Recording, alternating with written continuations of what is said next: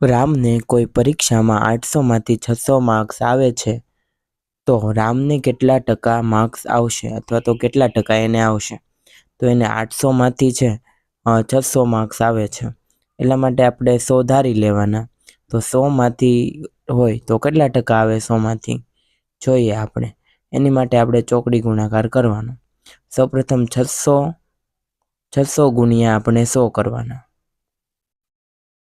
ત્યારબાદ નીચે આપણે 800 લખી નાખવાના. હવે 0 જાય.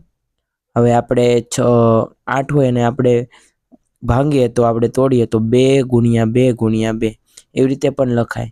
અને 300 ગુણ્યા 2 એટલે પણ 600 થાય. એટલે 2 2 ઉડી જશે.